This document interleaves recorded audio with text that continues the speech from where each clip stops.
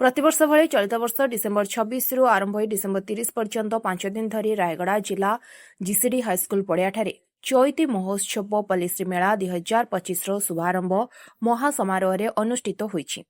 एने आज रायगड़ा जिलापाल श्रीजुक्त आशुतोष कुलकर्णी पौरोहित्य सजई होईछि चैती पड़िया। ଏହି ଅବସରରେ ଜିଲ୍ଲା ଚୈତି ମହୋତ୍ସବ ପରିଚାଳିତ କମିଟି ପକ୍ଷରୁ ଆଜି ଅପରାହ୍ନରେ ଅଧିଷ୍ଠାତ୍ରୀ ମା ମଝି ଘରିଆଣୀଙ୍କ ମନ୍ଦିରଠାରେ ରୀତିନୀତି ଭାବେ ପୂଜାର୍ଚ୍ଚନା କରି କଳସ ଓ ଚୈତି ମଶାଲ ନେଇ ଶ୍ରଦ୍ଧା ଶ୍ରୀକ୍ଷେତ୍ର ରାୟଗଡ଼ା ଶ୍ରୀଜଗନ୍ନାଥ ମନ୍ଦିରରୁ ଆଜ୍ଞାମାଳ ଓ ଚତୁର୍ଦ୍ଧା ମୂର୍ତ୍ତିଙ୍କୁ ନେଇ ଚୈତି ମଣ୍ଡପ ଯାଏଁ ପାରମ୍ପରିକ ବାଦ୍ୟ ଡଙ୍ଗରିଆ ଲାଜିଆ ସୌରା ପରଜା ଭଳି ଆଦିମ ଆଦିବାସୀ ନୃତ୍ୟ ଢେମ୍ସା ସ୍ଥାନୀୟ କଳାକାର ବୃନ୍ଦଙ୍କ ନୃତ୍ୟ ଡିଜେ ଓ ସଂକୀର୍ତ୍ତନର ତାଳେ ତାଳେ ବିରାଟ ଶୋଭାଯାତ୍ରା ବାହାରିବା ଜିସିଡି ଚୈତି ପଡ଼ିଆରେ ପହଞ୍ଚିଥିଲା।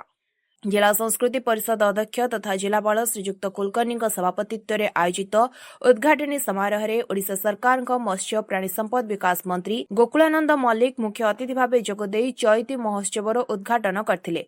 कोरापुट सांसद सप्तगिरी उल्लाका, रायगड़ा विधायक काड्राका आपलास्वामी, विषमकटक विधायक नीलमाधव हिक्का, गुणपुर विधायक सत्यजित गमांग और अतिरिक्त जिलापाल नवीन चंद्र नायक, अतिरिक्त जिलापाल निहार रंजन कंहर सम्मानित अतिथि भाव जोगदे देखा मिलता। प्रथम सांस्कृतिक संध्यार चैती मंचर विशेष आकर्षण रही ओडिशार सुनामधन्य कंठशिल्पी सुश्री अनन्या श्रीतम नंद और तांको साथी।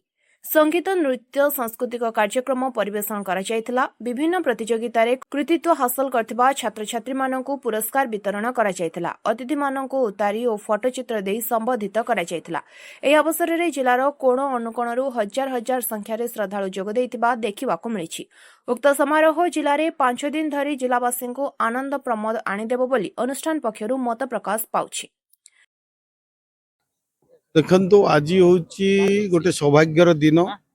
आज जो रायगड़ार परंपरा पर्व चैती पर्व पल्लीश्री मेला उद्घाटन करिवार मते सौभाग्य मिली मौका मिली। तेणु धन्यवाद देवी जो जिला प्रशासन एवं संस्कृति विभाग मिलित आनुकूल्य गोटे भव्य दिव्य कार्यक्रम आयोजन करिसेंती। आमर आदिवासी भाई भौणी तथा रायगड़ा जिलार कला संस्कृति परंपरा को उज्जीवित करने आपको आग को नेवाई जो भव्य दिव्य आयोजन ए 300 रु अधिक स्टल जो ग्रामांचल आदिवासी भाई भौणी माने लोक माने तांकर उत्पादित द्रव्य को एठे स्टल माध्यम बिक्री करिवार व्यवस्था है। समस्त गोटे बंधु मिलन है। तेणु ये रायगड़ा जिलार विकास करने सरकार प्रतिश्रुतिबद्ध। यही अंचल शिक्षा स्वास्थ्य गमनागमन पीवा पानी पर्यटन क्षेत्र प्रत्येक दिगरे आज सरकार विकास दिगरे आज सरकार काम करुचंती।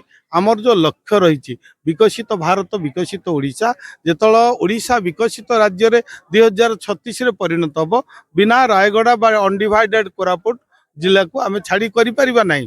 तेणु प्रत्येक जिलार विकास में आज जो बारे धन्यवाद देवी प्रिय प्रधानमंत्री को जो आपनकर 6 lane highway national highway Gopalpur ठारू जयपुर जोटा कि आपन को 9 रु 10 घंटा लगुच सेटा हो गला पर आपन को मात्र 3.5 घंटा रु 4 घंटा लगिवो माने समय मध्य बंचिबो एवं एथिरे इंडस्ट्री गुडा बढ़िबो।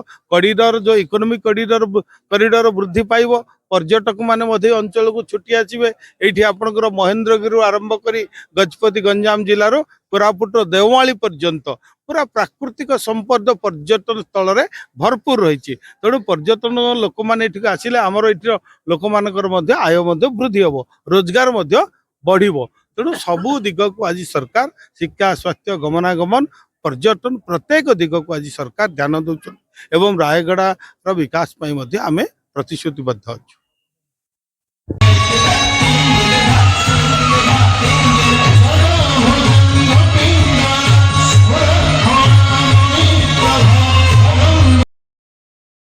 रायगड़ारू दिलीप कुमार पढ़ियारी सत्यनारायण साहू रिपोर्ट स्वतंत्र ओडिशा लाइव।